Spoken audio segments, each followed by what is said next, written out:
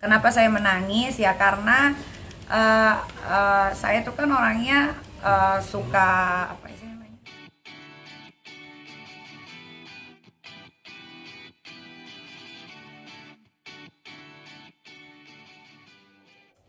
Terenyuh. Bukan emosian.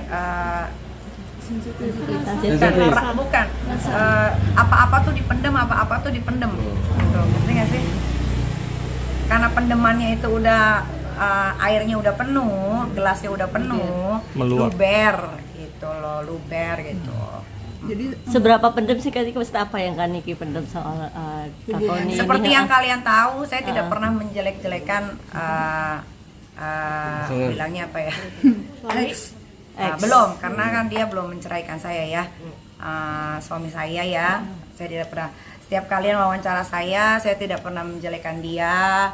Malah netizen bilang dia kalian juga suka tanya kan ke saya kan nggak punya kerjaan ya suaminya ya, kata netizen mau kondo ya, kalian kan suka nanya gitu kan, tapi kan saya balasnya enggak kok, dia punya pekerjaan, dia punya penghasilan, walaupun dia sudah tidak jadi polisi lagi tapi dia tetap dibayar sama pemerintah sebesar 20 juta. Saya selalu bilang begitu, saya nggak pernah ngejelekin gitu. Nah kenapa saya menangis ya karena itu gelas itu sudah tidak bisa menampung airnya lagi, makanya keluar dengan sendirinya gitu. Berarti Akumulasi dari kekecewaan. Berarti sebelumnya juga ada masalah yang Kak Niki pendem sampai Akhirnya dua seperti kali ini. dong ya. Ya mendemnya ya sering kan namanya masalah rumah tangga itu, semua rumah tangga pasti ada masalah, nggak mungkin dong rumah tangga tuh baik-baik aja ya kan, pasti kalian juga yang berumah tangga pasti ada sewot-sewotan, ada marah-marahan, ada diem-dieman. Begitupun sebaliknya saya, ya kan, saya kan juga manusia biasa gitu. Tapi saya lebih suka memendam gitu loh. Ya, tapi kan ini akhirnya jadi sesama di sosmed saling Tidak, jadi gini ya. Kalau kalian tuh pasti kan following Instagram gua dong, nggak mungkin enggak ya. Saya tidak pernah yang namanya menjelekan dia. Jadi saya cuma satu postingan aja waktu itu, postingan bahwa kita sudah menikah secara siri, ya, untuk supaya apa ya namanya ya? Kan netizen ini bilangnya kita kumpul kebo. Netizen ini kan bilangnya kita berzinah, ya kan? Nah, saya meluruskan bahwa saya itu tidak pernah kumpul kebo, apalagi kalau laki sudah masuk ke rumah, itu berarti bukan kumpul kebo. Harus ada status, bukan pacar, tapi harus menjadi suami. Mau itu suami siri kah, mau itu suami resmi kah, tapi dia harus menjadi suami gitu kan. Jadi saya hanya mau menepis omongan-omongan netizen yang bilang katanya kumpul kebo gitu. Terus ada caption, mungkin kalian juga ada simpan captionnya, saya bilang dia ada suami saya, kita sudah menikah tanggal 23 Januari di Tasikmalaya. Ada saksinya Kak Fitri, ada saksinya Kochen. Nah, abang saya ditelepon di Jakarta, dia bilang katanya diwakilkan saja karena itu cuma nikah siri. Ya sudah, tapi nikah sirinya itu bukan nikah siri biasa. Ada surat, yang surat lampirannya itu disimpan sama Kak Fitri. Suatu waktu kita mau rayakan gitu kan, memang kita mau rayakan sebetulnya di Spain, itu tinggal dikasih aja di negara Indonesia gitu kan. Ya apalagi Kak, itu kan soal yang soal katanya tas terus sama- terus habis itu kan saya bilang saya kaget pas bangun tidur sekitar jam 8, saya bangun tidur, saya bikin jus seperti biasa untuk anak-anak, untuk dia saya bikin omelet untuk sarapan ya kan. Terus saya tanya Teh Ati, Bapak mana? Nggak tahu karena pintu pagar ini terbuka, katanya nggak tertutup. Saya pikir dia pergi lari pagi gitu kan, nanti dia balik lagi. Ternyata setelah saya tunggu kok nggak pulang-pulang. Terus saya ngecek handphone, kalau lagi tidur kan biasanya handphone saya matiin gitu. Terus pas saya cek ada WhatsApp dia bilang Amor, my love, I'm sorry, I have to go, bla bla bla. I love you so much, I love you kids, but after we have fight gitu kan, minggu yang lalu. Berarti sekarang udah hampir 2 minggu yang lalu lah kita berantem hebat gitu kan. Terus dia butuh waktu katanya, dia butuh space gitu kan. Padahal waktu itu saya yang minta butuh space, tapi dia tidak izinkan saya pergi ke Swiss waktu itu kan. Tapi akhirnya dia pergi diam-diam. Sebetulnya dia pergi diam-diam pun tidak ada masalah buat saya gitu ya, karena kan dia laki-laki dewasa, 33 tahun gitu kan. Dia mau pergi kemana saja pun terserah gitu. Cuman yang saya nggak habis pikir kenapa harus diam-diam itu pertama, karena saat habis berantem terus dia nganterin anak saya ke London 3 hari, pulang kita baikan seperti layaknya suami istri.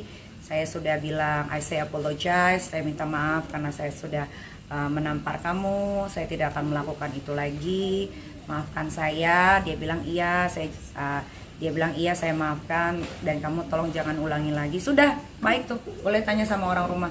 Baik, sebaik-baiknya kita makan, kita pergi, kita nonton, kita belanja gitu kan.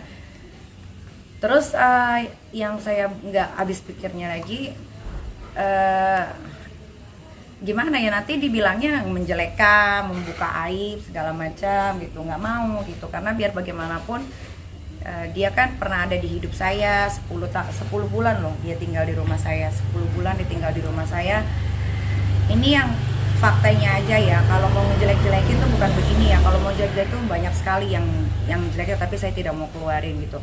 Maksud saya waktu dia pergi tidak membawa barangnya gitu. Kayak dia kan dari Bali, dulu kan dia tinggal di Bali 1 tahun lebih ya.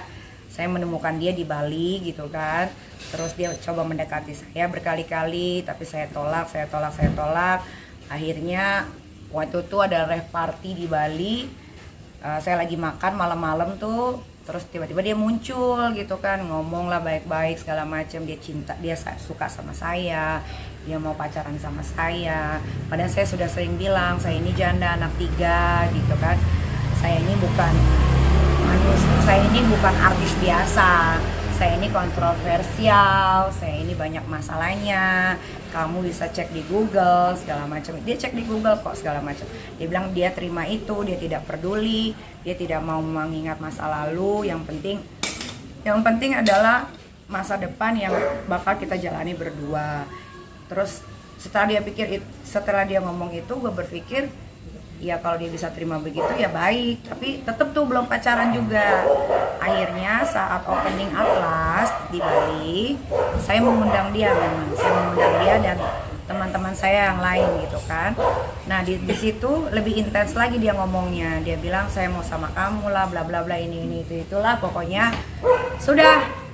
Terus saya bilang kalau kamu mau sama saya, kamu tidak boleh tinggal di Bali gitu. Kamu harus pindah dari situ karena saya tahu Bali kehidupannya seperti apa ya. Di Bali itu kan ya party, ya having sex, ya kan. Satu malam bisa beda-beda orang gitu kan. Freedom life, saya nggak suka gitu kan. Terus saya tanya, kamu mau nggak? Kalau kamu mau oke gitu kan. Tapi saya di sini lagi sedang ngurus. Jadi dia tuh ceritanya setelah selesai jadi polisi, tidak mau lagi jadi polisi, dia itu ceritanya pengen jadi desainer, perancang baju ceritanya, dan dia lagi bikin kaos. Dan akhirnya kita ke tempat pembikinan kaosnya dia, namanya Son kalau nggak salah itu ya.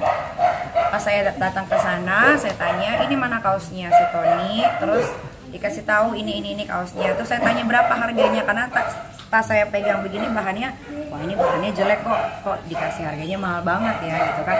Terus saya bilang kenapa kamu kasih mahal banget? Langsung dia bilang oh iya deh buat Mbak Niki jadi murah gitu. Nah saya pikir itu udah langsung diproses gitu kan.